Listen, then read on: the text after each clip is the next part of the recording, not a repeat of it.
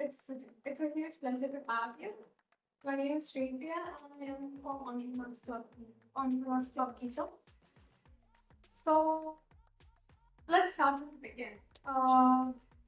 If How would you introduce Adarsh to people who might have not heard about it? How does this store is different from other retail stores out there? So Adrish is one of its kind, okay, wherein you get genuine organic products sourced from about 9,000 plus farmers across India. So it is not possible to get a product from one place. So this is a franchising model, and these products are sourced across India. Every place is unique for particular products. Wherever farmers grow them following sustainable practices and the age organic or cow-based farming, as you say, all these products come there. Okay. And another special thing about our store here is we are completely into zero plastic. Right. Okay. We see everybody promoting, propagating about reducing the usage of plastic, and we stand as a testimony. Okay, where we just don't propagate, we are also practicing.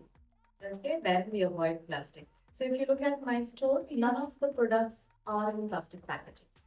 All across the store, and they're all stored in glass containers and steel containers. And we have all the liquids that come, they come in glass bottle.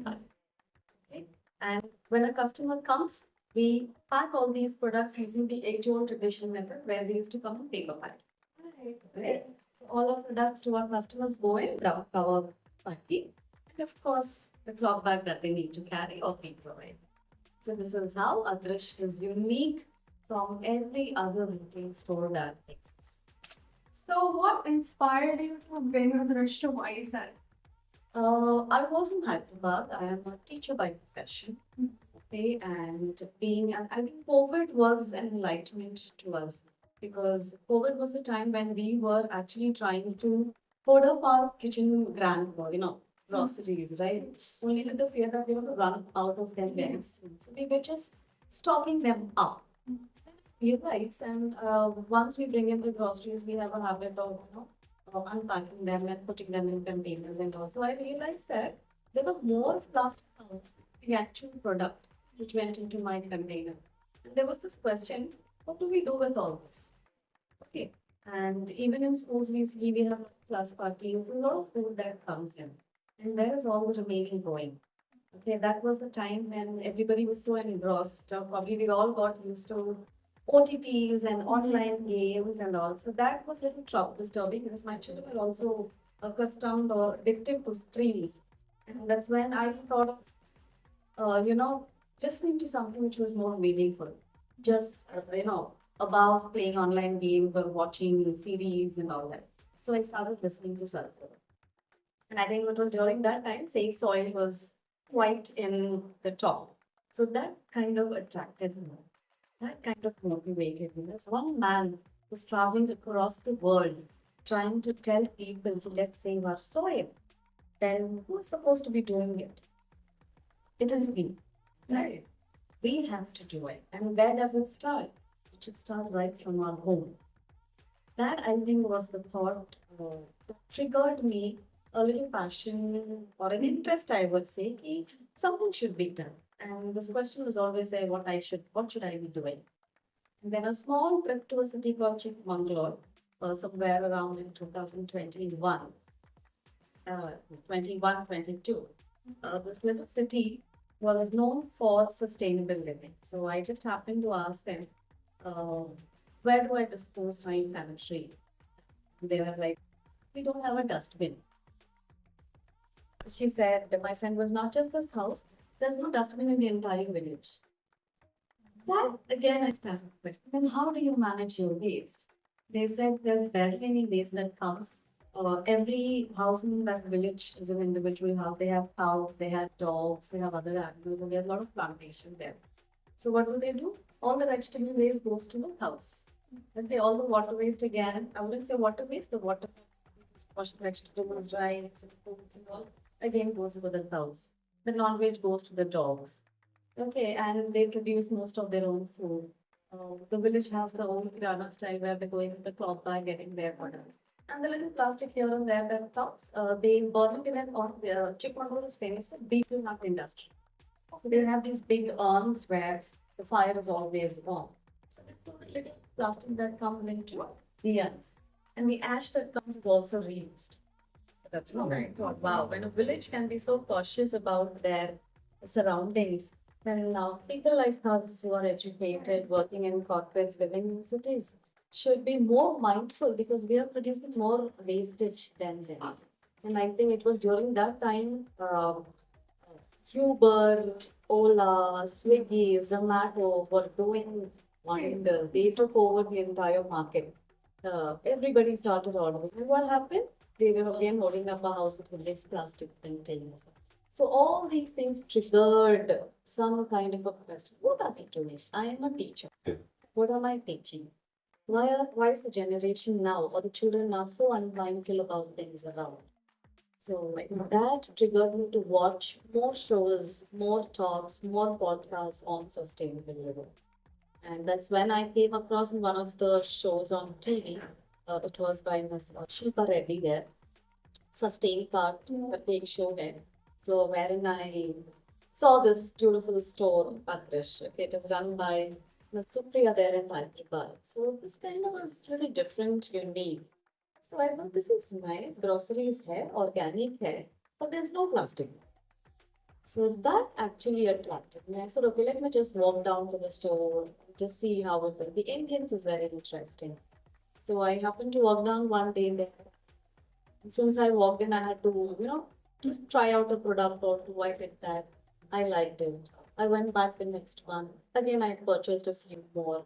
I liked the quality. Then I understood, okay, there's a lot of difference between an organic product and the grocery store bought product, be it dal, be it oils, be it even the chili powder or turmeric powder. I could see and feel the difference in the quality, the taste, the cooking time, and my the impact in my body. For example, over a period of time, I've seen that there was less of acidity.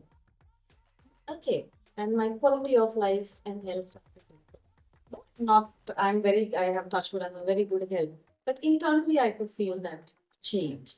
And then one day happened, I said, then okay, when I'm bringing 3, 4 products, let me try the entire grocery. And one day when I brought and I see there is not a single plastic cover that came home that particular month. It was just again the dals, rice, pulses, sugar, oil, maybe a hand towel, my toothbrush, my tongue cleaner, everything was so eco-friendly. Then I think that brought in the change. I said, yes, this is something I think I should think about doing. Apart from teaching English to students, I think I should also propagate about teaching a sustainable and an eco life. So my journey and the talk started with the CEO, and I think in 2023, I thought of starting. So I had the options of either starting in Visakhapatnam or Hyderabad. Okay. And I was like, okay, Hyderabad has many options and there are many organic stores over there. So why not in my hometown? Okay, where this is my place. I will any day go back to my hometown. So why not bring this change in the people of Vizag? And that's how I decided the talks initiate. And within 2 months, I started off the store in April 2023. That's an amazing backstory. Like, I get it because I've noticed myself the large amount of plastic that's accumulated is through groceries, and the zero waste policy over here actually contributes towards The whole theme of Environment Day. So I feel I meaningfully celebrate the Environment Day. Okay, it's not just a one-day celebration for me. I mean, for the entire world or the society, I would say they celebrate June 5th. This is where slogans go out. People talk about reducing plastic. People talk about plantation. But I think I have inculcated this in my everyday life. So it's not just about June 5th. For me, it is about every single day. 365 days in a year. I very cautiously live my life. In fact, starting off Adrish, my lifestyle has changed. It's not just about the groceries. I also very mindfully segregate my waste. Okay, I dry and wet waste. Every single wet waste of mine becomes compost now. Okay, so I have a beautiful compost that I make in my backyard. Then I have switched over to menstrual cups. I stopped using sanitary pads completely. So I feel sanitary pads a lot, I mean, they are non-biodegradable. And if you see on an average, we end up using hundreds of sanitary pads. And I switched over to menstrual cups, and now there's not a single sanitary pad at home. So I like the change that I brought into my life. I carry my bags. Even if I have to buy non-veg, I carry my boxes. So I get my non-veg, my eggs, my fish also in a box. I carry my containers there. So in my daily life, I preach, I practice a zero and a sustainable. And I'm very proud to be. I know it is not that not everybody does it. Some people make fun of me. Some people appreciate. Some people say, how can you alone make the difference? It's not about me alone. There are many enthusiasts who are doing it. It's all about when are you going to bring in the change. Starts with Yes. you. It always starts with us. somewhere. Start somewhere.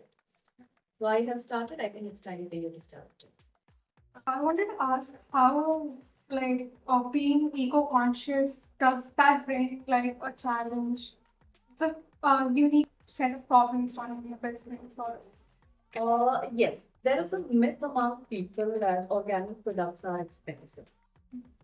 Okay? There are customers who walk into the store and they say, "No, this is expensive. Or this is a little highly priced." So they walk out. Okay. Never knowing the fact that a little expense, a little extra money that you invest is going to do a lot more good to you in terms of health. What you're giving to your family, your wife, your children, your parents is health at the end of the day. Right. I think COVID has taught us to be very, very careful. I think since COVID, we all see that we have all insured our lives. We have, health insurance. We've insured our vehicles. We have taken policies. Many people have also switched on to a healthy living. I mean, I have customer base who genuinely believe and they know the value of an organic. Okay. And just by labeling it to be an organic food doesn't mean it is organic. So you need to understand. You will feel the difference only when you use it. You will only feel the difference when you try it. You feel the difference only when you see your body is healing from within. Okay. So that awareness is little less over here. People are still worried about. We always like showbiz. So we have so many supermarkets who are just so colorful. Right. I think people are still attracted to that. They need to come. So my only challenge is here that there is less of awareness among people. So that awareness needs to come. So once they know the benefits of it's all about giving it a try. Try for a few days, and I'm sure you will see the difference, and you will never want to turn back and look at a regular and a normal product. so my about the sourcing, like how are these products sourced, and again, challenges that comes with being eco-conscious with sourcing. Are there any unique challenges that come with it? Exactly. Now here, this is the most easiest part for me because I'm a franchisee owner. Yeah. So I really don't have to worry about, getting in touch with different manufacturers or farmers or then get my product. All my product comes from the head office. So the head office is in Pune, in Chalkaranji. So I raise my intent of the products that I want and they source it from the farms. So we are about 30 plus franchises across India. Okay, and a couple of them in abroad as well. So we raise an intent to the head office there and they procure the products for us and they all come in very eco-friendly packaging. Even if there's a little plastic, so we use that it is reused again. Okay, so there are certain things you can't send into the paper packaging because they break away, especially when they are in one, 5 kgs, 3 kgs. So you have good paper pack and all those are reused. So getting a product for me from there is not very difficult. Everything comes very well packed. So I don't have to really worry about sourcing it from local farmers here and there. I get my products from one source, so that becomes easy. So, what say were the challenges that you faced initially when you were trying to establish your franchise? Okay. Yes. Starting a franchise again has a talk of investment. This is unlike a regular pastry store. Capital investment is a little high. Again, based on the ceiling work or the flooring you see. or the panels, the woodwork, everything is eco-friendly. Even when I suggested that we'll have clothing down with the, you have these PVC vinyl sheets that come in. They were like, no, ma'am, they are plastic. So let's go in for tiles which are more earthy. Ceiling has to resonate nature. Okay. And wood again, we went in for pine wood, which is again more nature. So this was in fact a little on a higher end. The investment was higher. Again, selecting a place, an apt place is definitely a challenge. Not everything is well. So I put up the store in Muralinagar. Yeah, suggested I should have put in the city. But again, the rentals, the again you have to pay the advance. All this was challenging. And the biggest challenge was I was not here. I was in Hyderabad. So my parents were here. So that is when I thought, okay, a little closer to them, they will be a helping hand for me. So one reason I started here. So capital is always a challenge for a business, especially for someone like us who are into a profession, right? We survive on monthly salaries. Reinvesting this huge cost is definitely a challenge. So I again myself was not too aware about franchising and franchising ownership. That was something I looked up like when I was preparing for this interview. This was very insightful. Uh, what was that? So what would you suggest for people who are looking to start a business where they are trying to be inspiring entrepreneurs? What would be your advice? Eco-consciousness comes with a passion. I have seen people who are in eco-friendly products. They are not profit oriented. In fact, even when I started off, making profit was not my motto. My motto was to have the store sustain all by itself. Above and beyond that was sending across this good message of, let's start living a life avoiding plastic as much as possible. So that is my take. Again, when I see a lot of eco-friendly entrepreneurs are there, they have this challenge of getting a market. Okay. Initially, people like the concept, eco-friendly, will take it. But again, they find the due diligence. For example, you take a paper bag. It doesn't last for long. They would prefer plastic. So it is like that. And that is easy. Okay. And if you have to do cotton, so if you have to have plants around, if you don't have to buy a plastic bottle, you have to carry it. It comes with effort. So the challenge here is the customer base for all the eco-friendly living. Only those who are passionate about it actually put in that heart and soul. But otherwise, if we have to convince the general crowd about, you know, being eco-conscious, then it is totally different. Awareness has to come in big picture. That's pretty much it. Is there something that you would want to share with people that are watching? Okay. Now, again, as I said, let this environment day or an earth day or a ocean day need not just doesn't restrict itself to one day celebration. It has to be practiced, propagated every single day, 365 days a day. We need to bring in that consciousness. Another small urge that I have to is, especially when we have celebration, we celebrate. We Indians love to celebrate everything. We have so many festivals around. There are so many celebrations to us. If the government or if GVMs around them take certain strict norms in the kind of celebration that people do, because when I see, sorry to say, but we had the last Ganesh Chaturthi, and on the last day they provide food. The certain day, then what they provide food, they have a celebration time. Once everybody finishes eating, and I pass the rolls, there are plastic glasses everywhere, polythene covers everywhere, the plates are thrown everywhere. So I request the in charges if you all can take these kind of celebrations a little serious and put in the strict norms of avoiding the usage of plastic during celebrations. I think we can bring in a lot of change in the plastic waste that gets accumulated. And what say to people, especially aspiring entrepreneurs, why should they be taking up businesses that are eco-friendly? eco-friendly or like um telecom solutions that are for fun. Okay. There's a beautiful saying that says, uh, Mother Nature doesn't need us. It is we who need the Mother Nature. So if we take care of it, it will take care of us. So I think that's one thing every budding entrepreneur, if they are really eco-conscious, I'm sure they all believe this fact. It is we who need the Mother Nature. Mother Nature doesn't need us. Okay.